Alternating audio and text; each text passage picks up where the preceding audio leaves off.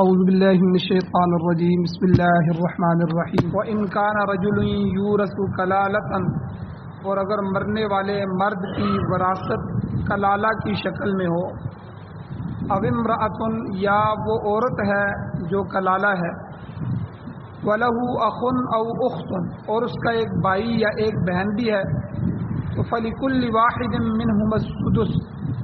تو ان دونوں میں سے ہر ایک کے لیے سدس یعنی چھٹا حصہ ہوگا وراثت میں۔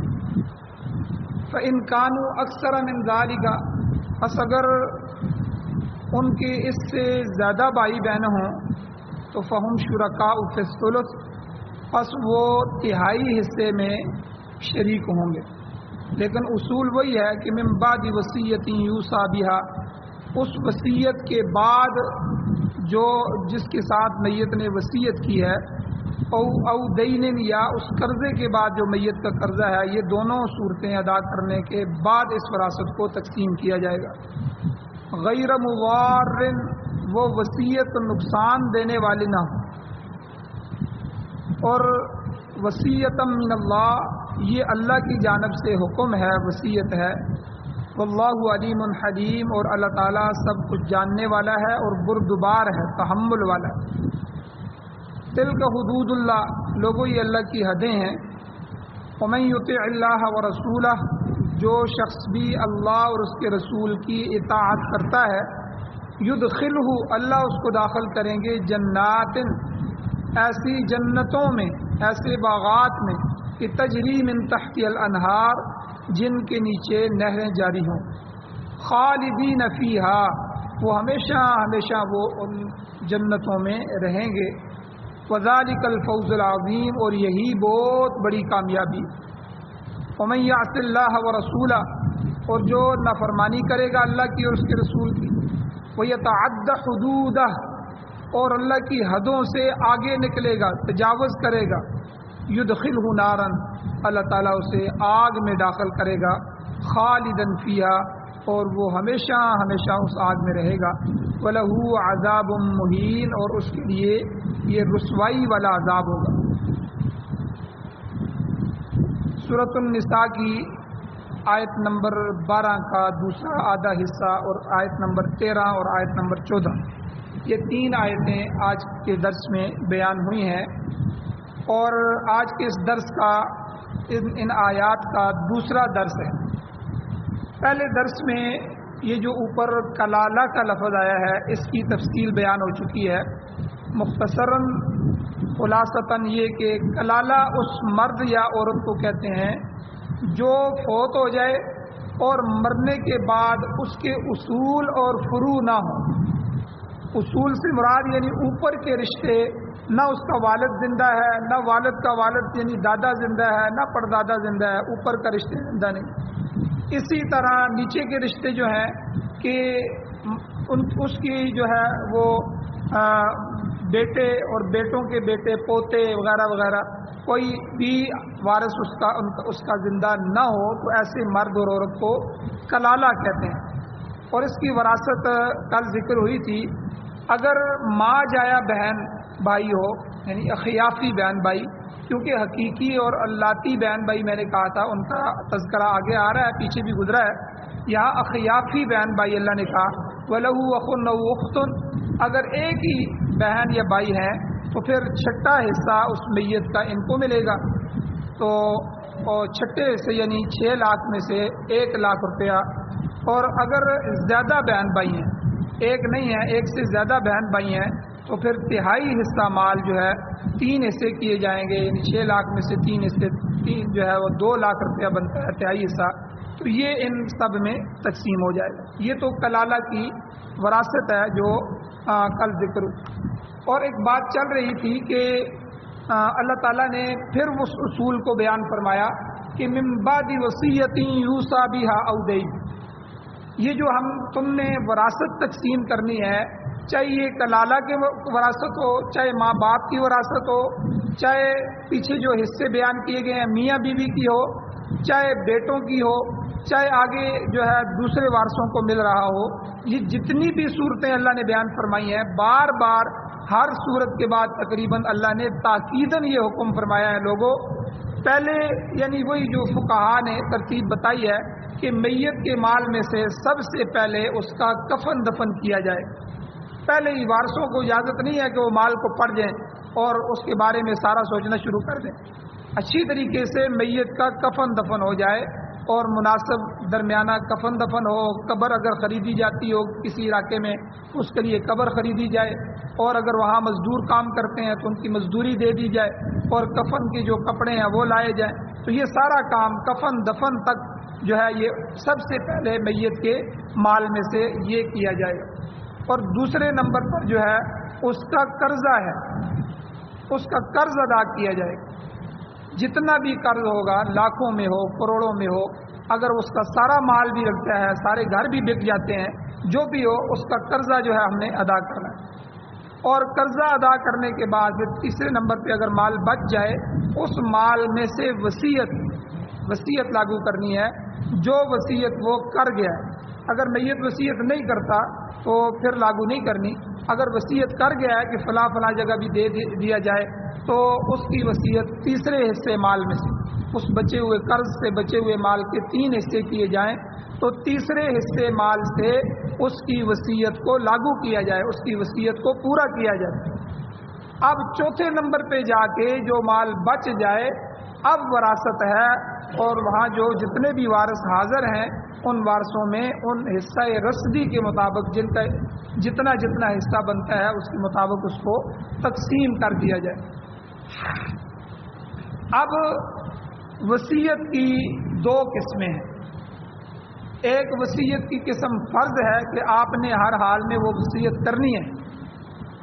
یہ وصیت کا مسئلہ ذرا غور سے سنیں کہ فرض ہے کہ آپ پر وصیت ہے. اور دوسرا وصیت کی دوسری قسم مستحب ہے, فرض نہیں ہے, مستحب ہے, اگر کر لی جائے تو بہت ثواب. تو پہلی صورت کیا ہے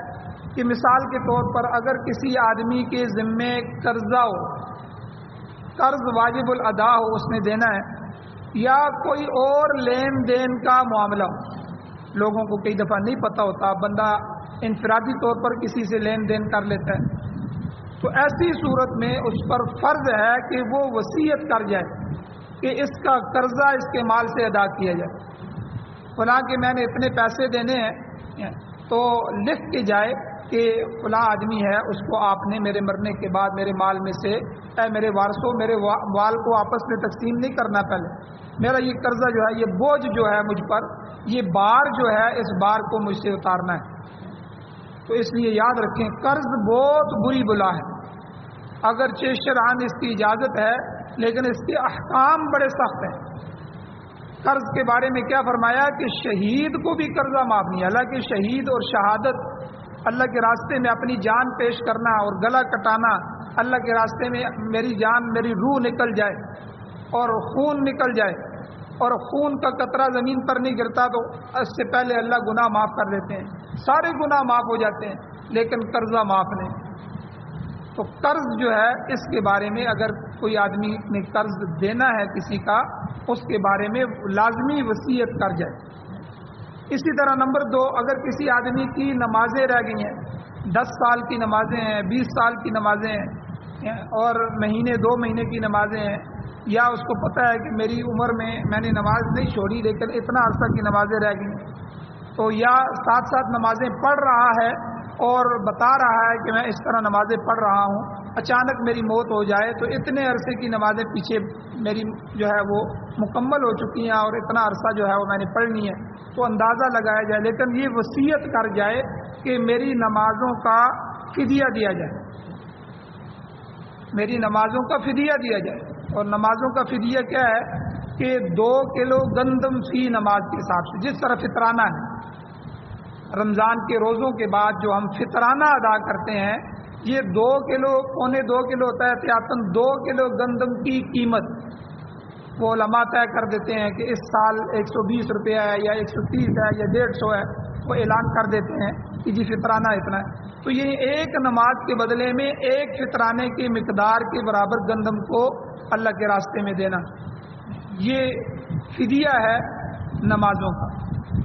تو اس لیے اگر نمازیں رہ جائیں تو اس میں بھی آدمی وصیت کر کے جائے. اور یہ دن میں 6 نمازیں بنتی ہیں، 5 تو فرض نمازیں ہیں، 6ٹھی جو ہے یہ وطر ہے، وطر واجب ہے۔ عشاء کی نماز کے ساتھ جو ہم وطر پڑھتے ہیں یہ وطر واجب ہے، درجے میں واجب فرض کے ہی ہوتا ہے حکم میں، تو اس لیے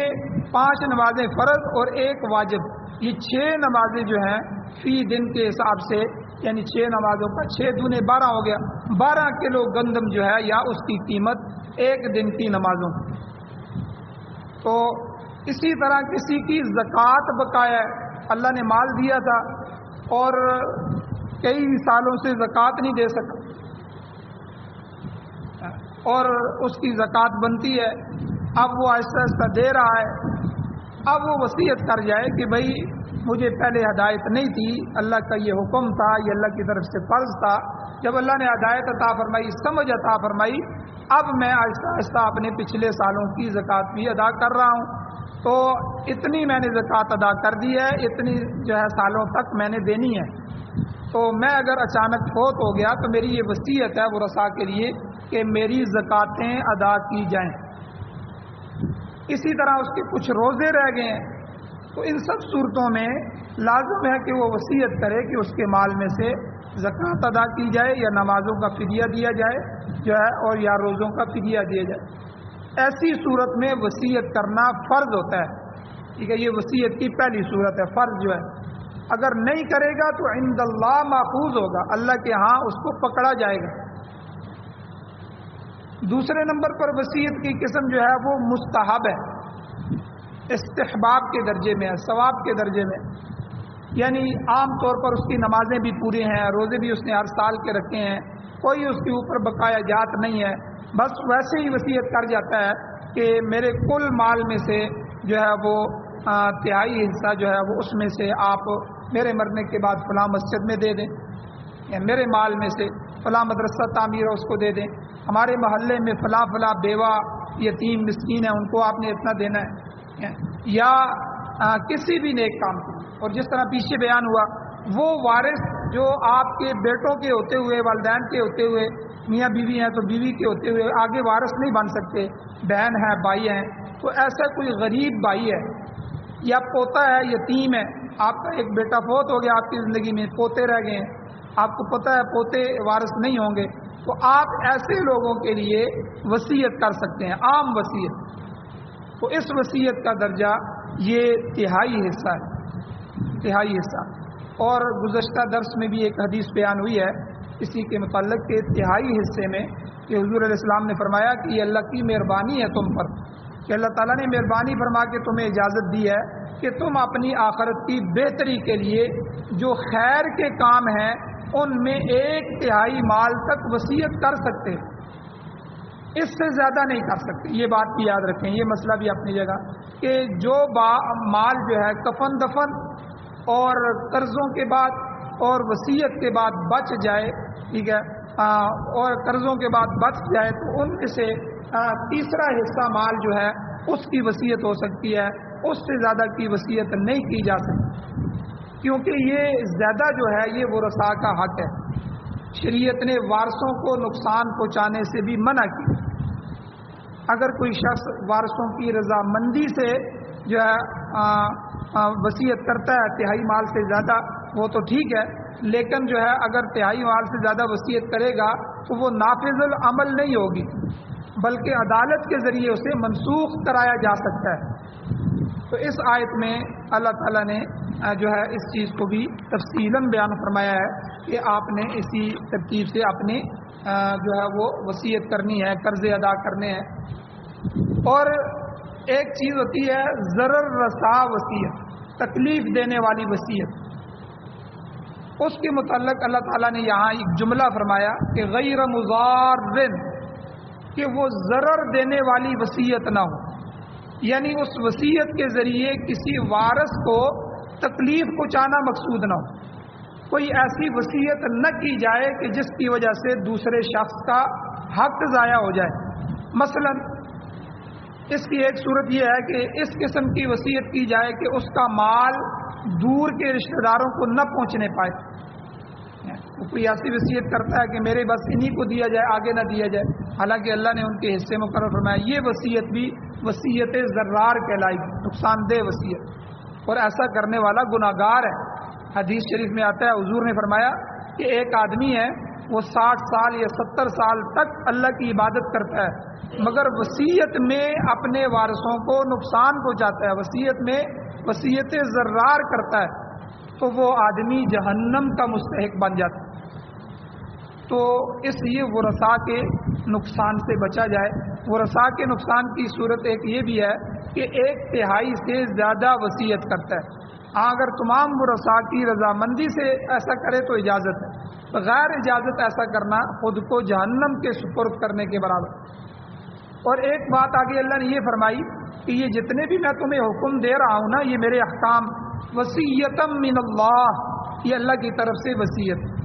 अल्लाह का ये हुक्म है, और ये अल्लाह सख्त ताकीद के साथ तुम्हें फरमा रहे हैं कि इन पर अमल करो, सख्ती से अमल हो जाए। और आगे अल्लाह ने फरमाया, ऐ लोगों ये भी याद रखना, वल्लाहु अलीमुन हलीम, अल्लाह ताला हर चीज़ से वाक़िफ़ है, वो तुम्हारी नीयत से भी वाक़िफ़ है, वो जानता है कि तुम उसके हुक्म में किस तरह की कोताही कर रहे हो या खुश दिली से उसके हुक्म को मान रहे हो, उसकी तामील कर रहे हो। नीज़ वो जानने के साथ साथ हलीमुन, बुर्दवार भी है, बड़े हौसले वाली ज़ात अल्लाह। बसा औकात वो जल्दी गिरफ्त नहीं करता, बल्कि मोहलत देता रहता है ताकि गुनाहगार शायद तौबा कर ले। अब वो तौबा नहीं करता तो बिल आखिर वो अपने वक़्त पर जो मुजरिमीन होते हैं उन मुजरिमों को पकड़ लेता है और उसकी गिरफ्त में फिर कोई बच नहीं सकता। तो इसलिए अल्लाह ताला ने फरमाया वल्लाहु अलीमुन हलीम, अल्लाह जानने वाला भी है और हर एक की नीयतों से वाकिफ़ भी है, और अल्लाह बुर्दबार भी। और साथ ही अल्लाह ने ये फरमा दिया कि ये मैंने जो वरासत के अहकाम बयान फरमाए हैं, तिल्का हुदूदुल्लाह, ये अल्लाह की हदें हैं, ये अल्लाह की हुदूद हैं। और कुरान पाक में जितने भी हुक्म अल्लाह ने दिए हैं वो सब अल्लाह की हदें हैं। अब यहाँ मसलन वरासती के मुतल्लक़ अल्लाह ने ये हदें मुकर्रर फरमाई हैं कि मसलन मरने वाले के बाद जो अकरबा हैं, करीबी रिश्तेदार हैं, जिनको ज़विल फ़ुरूज़ कहा जाता है, वो ज़विल फ़ुरूज़ वो रिश्तेदार हैं जिनके हिस्से अल्लाह ने मुकर्रर फरमा दिए कि इसका 8वां हिस्सा है, इसका 6ठा हिस्सा है, इसका रुबो चौथा हिस्सा है, इसका 2/3 है, इसका 1/3 है, जिस तरह तफसील अभी गुजरी है पीछे। इनको ज़विल फ़ुरूज़ कहते हैं, ये पहले नंबर पे रिश्तेदार हैं, अल्लाह ने इनके हिस्से मुकर्रर कर दिए। इसके बाद दूसरे रिश्तेदार ऐसे होते हैं जो आसबा कहलाते हैं, इनमें बेटा है, पोता है या बाप दादा वगैरह है जिनका ताल्लुक मैयत के जो है वो बाप की तरफ हो, चचा या उसकी औलाद भी इसी में आती है। तो ज़विल फ़ुरूज़ यानी पहले किस्म के लोगों को देने के बाद जो माल बचता है वो असबात में तकसीम हो जाता है, इन्हीं असबा में। और तीसरे नंबर पर अगर ये असबा भी मौजूद ना हो, ज़विल फ़ुरूज़ भी ना हो, असबात भी ना हो, तो जितना माल होगा जो है वो ज़विल अरहाम को मिल जाता है। ज़विल अरहाम उनको कहते हैं जो मैयत की माँ की तरफ से रिश्तेदार, जैसे मामू है या मामू के बेटे औलाद वगैरह वगैरह हैं, ये सारे जो है इमाम आज़म अबू हनीफा रहमतुल्लाह का यही मसलक है। और हदीस शरीफ में भी आता है अल खालु वारिसुन मन ला वारिस लह, मामू उसका वारिस होता है जिसका कोई वारिस नहीं होता, यानी पहले बेटे भी नहीं है, वालिद वालदा भी मैयत का नहीं है, भाई भी नहीं है और माँ बाप भी नहीं है दुनिया में, ऐसा कोई रिश्ता नहीं है। तो फिर जो माँ के आगे रिश्ते आ जाएंगे, जो भाई यानी मामू और मामू के बेटे वगैरह ये आगे आ जाएंगे, ये उसके जो है वो रिश्तेदार बन जाएंगे। तो अल्लाह ताला ने फरमाया लोगों ये सब मैंने जो तुम्हारे सामने बयान किया है, तिल्का हुदूदुल्लाह, ये अल्लाह की हदें, अल्लाह की हदों को मत तोड़ो, अपनी मर्जी से वरासत को मत तकसीम करो, अपनी मर्जियाँ मत चलाओ, ये अल्लाह ने हुक्म दे दिया है। इन हुक्मों को उलमा से पूछो, अपने मरने के बाद वसीयतें करके जाओ, मरने से पहले पहले मरने के बाद के लिए। और इसी तरह अपने बेटों को ताकीदन जो हुक्म करना है वो करके जाया करो, वक्तन फ़वक्तन ज़रूरी अहकामात अपनी औलादों को देते रहो और अल्लाह की हदों की तरफ उनको मुतवज्जे करो, ताकि बाद में लड़ाइयाँ ना हो कि बेटा तुमने अपनी वरासत भी लेनी है और अपनी बहनों को भी मारूम नहीं करना, मेरी तरफ से तुम्हें इजाज़त नहीं है, मेरे मरने के बाद तुमने अपनी बहनों को भी हिस्सा देना। और यहाँ क्या होता है हमारे माशरे में जो है वालिद खुद भी इसका नाम नहीं लेता, اور آہستہ آہستہ دبے لفظوں میں بیٹوں کو بھی کہتا رہتا ہے تمہاری بہنوں کی شادیاں کر دی ہیں میں نے، بیٹیوں کی رخصت ہو گئی ہیں، بہت کچھ دے دلا دیا ہے، اب وہ اس میں نہیں آئیں گے۔ بلکہ کئی دفعہ وہ بدبخت آدمی ان کو کہہ بھی دیتا ہے کہ میرے مرنے کے بعد اگر تم مجھے اپنا باپ سمجھتی ہو تو اپنے بھائیوں کے پاس نہ آنا، اور پھر اگر والد نہ بھی کہہ کے جائے تو بعد میں بھائی جو ہے وہ اپنی بہنوں کو اتنا ذلیل کرتے ہیں۔ ہم نے دیکھا ہے بہنیں آگے کبھی کسی مولوی صاحب کو کہہ رہی ہیں محلے میں کسی یہ ہمارا حق نہیں دیتا، کبھی جرگے کر رہی ہیں، اور پھر آخر عدالتوں میں جاتی ہیں، وہاں ان کو بھائی گھسیٹتے ہیں اس دنیا کے ٹکوں کے لیے۔ تو اس لیے یاد رکھیں اللہ نے یہاں یہ ایک جملہ فرمایا، بڑا ہیبت والا جملہ ہے، لوگوں تلک حدود اللہ، یہ اللہ کی حدیں ہیں، یہ میں نے بیان کر دی ہیں، اب ان میں کسی نے آگے پیچھے نہیں کرنا، انہی کو نافذ کرنا ہے۔ اور اسی طرح دوسری چیزیں بھی ہیں، حلال حرام میں اللہ کی حدیں موجود ہے، یہ چیز حلال ہے یہ حرام ہے، اس میں بھی تجاوز نہیں کرنا، نکاح کے اندر، طلاق کے اندر جو ہے، اسی طرح وغیرہ وغیرہ جتنے بھی احکامات ہیں، اسلامی سزائیں ہیں، ان کو بھی اللہ نے حدود اللہ کا، زانی کی یہ سزا ہے، شرابی کی یہ سزا ہے، اسی طرح چوری کرنے والے کی یہ سزا، اللہ کی حدیں قرآن میں بیان کی گئی ہیں، لوگوں انہی پر عمل کرو، یہ تمہارے نفاذ کے لیے آیا، اس کو بطور نظام قبول کرو، بطور آئین بنا کے اس کے اوپر عمل کرو، اپنی زندگی کا حصہ بناؤ، اپنی من مرضیوں سے، اپنی اسمبلیوں سے خود بخود قانون نہ بناؤ، اللہ کے قوانین سے ٹکراؤ مت کرو، اللہ تعالیٰ تمہیں دنیا میں بھی ذلیل کر دے۔ اور آگے اللہ تعالیٰ نے حقیقی فلاح، انسان کی جو حقیقی کامیابی ہے، اگلی دو آیتوں میں اللہ تعالیٰ نے اس کو بیان فرمایا، وَمَن يُطِعِ اللَّهَ وَرَسُولَهُ، جو کوئی اللہ اور اس کے رسول کی فرمانبرداری کرے گا، اللہ کی مقرر کی ہوئی حدوں کی حفاظت کرے گا، يُدْخِلْهُ جَنَّاتٍ تَجْرِي مِن تَحْتِهَا الْأَنْهَارُ، اللہ تعالیٰ اسے ایسے باغات میں داخل کرے گا جن کے سامنے نیچے نہریں بہتی ہوں گی۔ ان جنتوں میں داخلہ کسی خاص مدت کے لیے نہیں ہوگا، شاید جنتی یہ سمجھے اللہ نے داخل کیا ہے، ہو سکتا ہے جس طرح دنیا میں موت آئی تو مجھ سے دنیا چھڑا دی گئی، ٹھیک ہے، یا دنیا میں میں دنیا کما رہا تھا، نقصان ہو گیا، میں پیچھے آ گیا، تو شاید جنت میں بھی ایسے ہو جائے کہ مجھے جنت میں اللہ نے داخل کر دیا، ہو سکتا ہے کوئی 1000 سال بعد، 2000 سال بعد، لاکھ سال بعد، کچھ عرصے کے بعد اللہ پھر مجھے نکال دیں، ایسا نہیں ہوگا۔ اللہ نے کہا کہ یدخلہ جنات تجری من تحتها الانہار خالدین فیہا، ہمیشہ ہمیشہ نہ ختم ہونے والی زندگی، وہ جنتوں میں رہیں گے، مزوں میں رہیں گے، اور جنت میں داخلہ مل گیا پھر اس کے بعد اللہ نعمتوں سے کبھی محروم نہیں فرمائے گا۔ اور آگے اللہ خود فرما رہے ہیں وَذَلِكَ الْفَوْزُ الْعَظِيمُ، یہی بڑی کامیابی ہے۔ آج ہم نے کامیابی کس کو سمجھا ہے کہ میرا بیٹا افسر بن جائے، میرا بیٹا اچھی کمائی والا بن جائے، کبھی ہم نے نہیں یہ سوچا میرا بیٹا جنتی بن جائے، اور اس کامیابی کو، اس مستقبل کو جو اس تھوڑے سے مستقبل کے بعد آنے والا مستقبل ہے، جس مستقبل کا آگے مستقبل ہی کوئی نہیں، وہ زندگی ختم ہونے والی ہی نہیں ہے، اس مستقبل کے لیے ہم نے اپنی اولاد کی کوئی پلاننگ نہیں کی، کوئی نیت، کوئی ارادہ نہیں۔ وہ نماز پڑھتی ہے، پڑھے نہ پڑھے، تنخواہ لے کے آئے، اس کی تنخواہ بڑھتی رہے، افسر بن جائے، عہدے مل جائیں، پیسہ جمع ہو گیا تو وہ کامیاب ہو جائے گا، نہیں، اللہ فرمائے یہ کامیابی ہے، جنتوں میں داخل ہو جائے، اللہ کو راضی کر لے، اللہ کی حدوں کی حفاظت کر لے، تو ذالک الفوز العظیم، اللہ کہتے ہیں یہ حقیقی کامیابی ہے، اور اسے وہ مقام مل گیا کہ جنت میں داخل ہو گیا تو اللہ کی رحمت کا مقام مل گیا، اللہ کی رحمت میں داخل ہو گیا۔ سورہ آل عمران کے آخر میں بھی اللہ نے فرمایا من زحزح عن النار وادخل الجنہ فقد فاز، جو دوزخ سے بچا لیا گیا اور جنت میں داخل کر دیا گیا وہ کامیاب ہو گیا، یہ کامیابی۔ تو یہ سب سے بڑی اور حقیقی کامیابی ہے کہ انسان جو ہے علیین اور بہشت کا ممبر بن جائے۔ ہم کیا کہتے ہیں جی فلاں کلب کی ممبرشپ مل جائے، فلاں ملک کی جو ہے وہ ممبرشپ مل جائے، یہ مجھے کامیابی حاصل ہو جائے گی۔ اللہ کہتے ہیں وہ جنت کی ممبرشپ حاصل کرو، میں جنت کا ممبر بن جاؤں، اللہ مجھے جنت کی ممبرشپ دے دے، اعلیٰ علیین میں مجھے مقام مل جائے۔ تو اس کے علاوہ جتنی کامیابیاں ہیں وہ عارضی کامیابیاں ہیں، تو وہ 10 15 20 سال کے بعد نوکری سے فارغ کر دیتے ہیں، آپ 60 سال کے ہو گئے ہیں، اب آپ ریٹائرمنٹ ہیں، آپ جائیں گھر میں بیٹھ، اب ہم آپ سے خدمت نہیں لے سکتے. دنیا کی کامیابیاں یہ عارضی کامیابیاں ختم ہونے والی ہیں. حقیقی کامیابی اللہ نے یہی فرمایا, انسان جنت میں داخل ہو گیا, اللہ کی رحمت کے دروازے سے, اللہ کی رحمت کے دروازے سے اللہ کے پاس چلا گیا, تو یہ حقیقی کامیاب ہو. اور اس کے مقابلے میں اللہ نے فرمایا دوسرا رخ, وَمَن يَعْصِ اللَّهَ وَرَسُولَهُ, جس نے اللہ اور اس کے رسول کی نافرمانی کی, وَيَتَعَدَّ حُدُودَهُ, اور اس کے اللہ کی حدوں سے تجاوز کیا, نہ حلال کی فکر کی, نہ حرام کی فکر کی, رشوت کا مال بھی آ رہا ہے اور غلط مال بھی آ رہا ہے, ٹھیک ہے, جھوٹ بول کے بھی آ رہا ہے, دھوکے فریب دے کے بھی آ رہا ہے, نمبر 1 بتا کے نمبر 10 بیچ رہا ہے, ہر طریقے سے کما رہا ہے اور سمجھ رہا ہے بڑا کامیاب ہوں,